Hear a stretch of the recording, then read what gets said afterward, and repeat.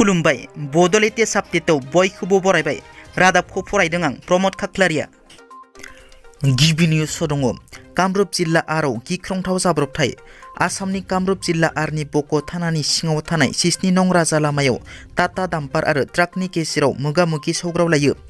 गोख्रै खारथिजों फैबाय थानाय AS01NC 9882 नंनि डाम्पार गारि आरो AS01JC 3904 नंनि ट्राक गारिया 6 नं राजा लामायाव गिख्रंथाव मोगा-मोगि सौग्रावलायो। जाउनाव गंनैबो गारिनि सालायगिरिया जिउ गोमायो। ट्राक सालायगिरिखौ गवालपारा जिल्ला दुधनैनि भद्रेश्वर पाटगिरि आरो डाम्पार सालायगिरिखौ कामरुप जिल्ला बामुनिगावनि कृष्ण दास होनना सिनायथिनाय जादों। दिनै मागो दाननि नैथि मंगलबार बारायाव खुंनाय बर'नि गुबै धोरोम गोथार बाथौ सान। दिनैनि बे गोथार बाथौ सानाव बिटिआरनि गाहाय प्रमद बर'आ बयनिसिमबो गोजोन हामलायनाय बावहरो।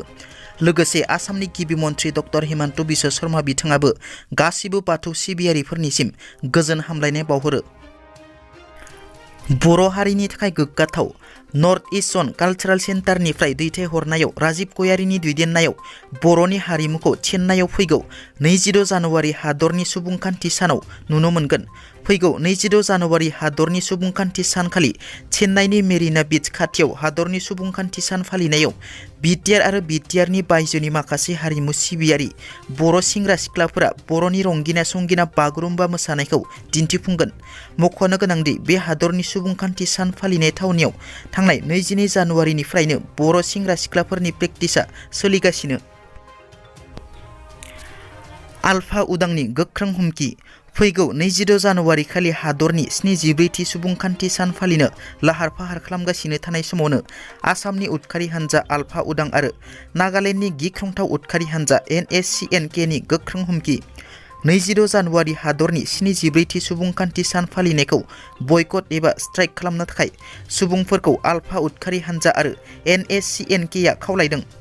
आलफानि बेबायदि सुबुंखान्थि सान फालिनायखौ बयकट खालामनो हुमखि होनायनि सायाव आसामनि गिबि मन्थ्रि डक्टर हिमन्त बिश्व शर्मानि गोख्रों फिनजाथाय। आलफाया आगोलनिफ्रायनो बोसोरफ्रोमबो बेबायदिनो बयकट खालामबाय थाबोदों।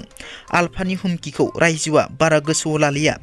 आं फोथायो सुबुंखान्थि सानखौ बे बोसोरावबो गोजोनै फालिगोन।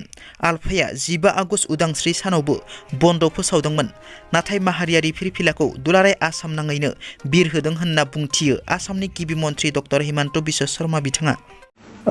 खुलुमबाय। गोथार बाथौ साननि बाथौ सिबियारि बुहुमनि गासैबो बर' आइ आफा रायजो राजानिसिम बर' माहारिनि साफ्रोमबो सोद्रोमानिसिम आङो गोसो गोरबोनिफ्राय बाथौ साननि गाहाम हामलायनाय आरो सिबिनायखौ बावहरबाय। जों बयबो मिथिगौ बर' माहारिया जि समनिफ्राय बे मुलुगाव रायजो जाबोदों, जानो हागौ बै समनिफ्रायनो बाथौखौ सिबिबोदों। दिनै बर' माहारिनि गेजेराव आब्रुथि लाबोनाय, जोंनि हारिमुखौ रैखाथि होनाय, जोंनि गाननाय जोमनाय, दामनाय देनाय, हारिनि गुबुन गुबुन बिथिंफोरखौ बाथौ सिबिनायनि गेजेरजों अरायसम गोख्रोङै जोङो लाबोबाय थानो हादों। आरो दिनै हारिनि गेजेराव मोजां मोनसे डिसिप्लिन आब्रुथि जोंनि बैसोगोराफोरनि गेजेराव, लाइमोनफोरनि गेजेराव, गासैबो सुबुंनि थाखोनि सुबुंनि गेजेराव जोङो मोनसे मोजां थासारिखौ मोननो हादों बाथौ सिबिनायनिफ्राय। दा बे बाथौनि जि मोन्थोर एबा बाथौनि जि सोलोंथाइ बेखौ जोङो गोख्रोङै बयबो लानो हानांगोन। आरो आङो मिजिंथियो जे दिनै बयबो बर' फिसायानो दिनैनि गोथार सानाव बाथौखौ सिबिगोन, बाथौ थानसालियाव बयबो थांगोन, आर'ज गाबगोन आरो फैबाय थानाय समावबो हारिनि आब्रुथिनि थाखाय, हारिनि जौगानायनि थाखाय आरो हारिखौ फारफ्रोमबो बिथिंनिफ्राय सोद्रोमै गायसननो थाखाय बाथौनि जिखिनि हाबाफारिफोर बेवहाय बयबो बाहागो लागोन आरो गोख्रोङै आफा बोराइ बाथौखौ सिबिलांबाय थागोन आरो हारिनि जौगानायखौ बयबो हास्थायगोन। हारियाव गोजोन आरो खौसेथिया अरायसम थाबाय थागोन। बेखौनो गोथार बाथौ सानाव हास्थायनानै बयनिसिमबो खुलुमनाय आरो सिबिनायखौ बावहरनाय जाबाय। गोजोन्थों।